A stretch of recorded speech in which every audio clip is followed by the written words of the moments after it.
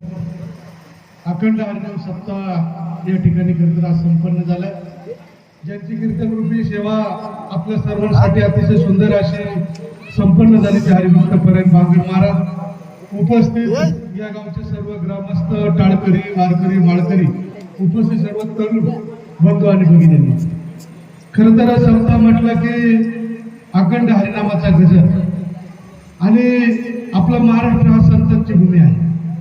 आपल्या महाराष्ट्राला पुणे जिल्ह्याला संतांची भूमी आहे आणि ती भूमी या ठिकाणी असताना त्यांचा वारसा आणि वसा खरं तर आपण सर्व ग्रामस्थ जपतात याचा मनापासून खरं तर आनंद होतो। लांडेसर इतका आनंद वाटला की अतिशय सुंदर असं नियोजन या रखरखत्या उन्हामध्ये सुद्धा आपण सर्व ग्रामस्थांनी केलंय। हा आनंद उत्सव सोहळा जन्म सोहळा आपण सर्वांनी साजरा केलाय। नक्कीच आपल्याला श्रीराम प्रभू हे उदंड आयुष्य दिल्याशिवाय आरोग्य दिल्याशिवाय राहणार नाही यामध्ये काही तरी मात्र शंका नाही। या सप्ताहाच्या निमित्ताने मी आपल्याला सांगू इच्छितो की मी केवाडीमध्ये आपल्या नामकरण समारंभाला आलो होतो आणि आपण इच्छा व्यक्त केली होती की या तालुक्याचे सन्माननीय आमदार शरददादा आले पाहिजे। मी आपल्या सर्वांना आश्वासित करू इच्छितो की दादा सकाळी इकडे येणारच होते, त्यांचा रात्री आणि माझा फोन झाला, परंतु अतिशय महत्वाच्या कामाच्या निमित्ताने त्यांना जावं लागलं। त्यांनी मला सांगितलं लांडे महाराज की मी जरी आलो नाही तरी तुम्ही तिथं अशोक भवन असेल, अशोक असेल, बाळासाहेब असेल, तुम्ही केवाडीला जा आणि केवाडी ग्रामस्थांना सांगा की मी जरी आज आलो नसलो तरी तुमच्या कोणत्याही कार्यक्रमाला मी आवर्जून उपस्थित राहील आणि शरददादा बाकी तुमच्या पाठीमागे उभे आहेत हे त्यांनी मला आवर्जून या ठिकाणी सांगायला सांगितलं। कुठल्याही प्रकारची अडचण असू द्या महाराज, तुम्ही सगळेजण या लांडे म्हणजे आता खरं तर सेवानिवृत्त झाले, मनापासून आनंद झाला की चांगलं गंभीर मार्गदर्शक आमच्या पाठीमागे उभा राहणार आहे। आपल्याला ज्या ज्या अडचणी असतील, ज्या ज्या समस्या असतील इथून पाठीमागे राहिलेल्या त्या तुम्ही येऊन सांगा। ते आमच्या भक्कम दादा बसले, काही सांगा येऊन, दादाने सांगितले की कुठलीही केवाडीची अडचण असू ती मी सोडवण्यासाठी पूर्ण त्या ठिकाणी मदत करणार आहे। मी आपल्याला या अखंड हरिनाम सप्ताहाच्या निमित्ताने या सोहळ्याच्या निमित्ताने मनापासूनच्या शुभेच्छा देत असताना मी आपल्याला एक निमंत्रण द्यायला खरं तर या ठिकाणी आलो आहे।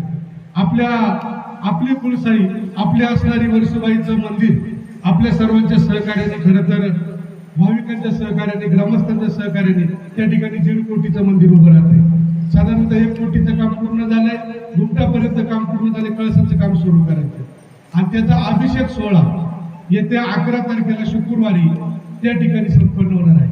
आणि त्या सोहळ्यासाठी राज्याचे आदिवासी विकास मंत्री प्राध्यापक डॉक्टर अशोक उईके आणि राज्याचे दुसरे आदिवासी मंत्री जे आहेत ते नरहरी झिरवाळ अन्न आणि औषध प्रशासन मंत्री, दुसरे ज्यांना नुकतीच आपल्या अनुसूचित जमाती कल्याण समिती मिळाली आणि राज्यमंत्री ज्यांना दर्जा आहे ते दौलत दरोडा साहेब आणि हे सगळं घडवून ज्यांनी आणलंय ते आपल्या तालुक्याचे आमदार किल्ले शिवनेरीचे शिलेदार आपला माणूस शिवभक्त शरददादा सोनवणे यांनी खरं तर त्या ठिकाणी अतिशय दैदिप्यमान सोहळा आपल्या सर्वांच्या उपस्थितीमध्ये खरं तर संपन्न होणार आहे। आणि त्या शेवटच्या टोकाला मंत्री आणण्याचं कारण एक आहे लांडे सर की आपल्या 75 वर्ष झाली परंतु आपल्याला आरोग्याच्या सुविधा नाही, रस्त्याच्या सुविधा नाही, लाईटीच्या सुविधा नाही, पाण्याच्या सुविधा नाही।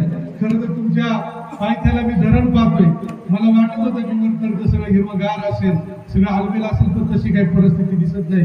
तुमच्यापेक्षा बिकट परिस्थिती आमच्या इकडे आहे।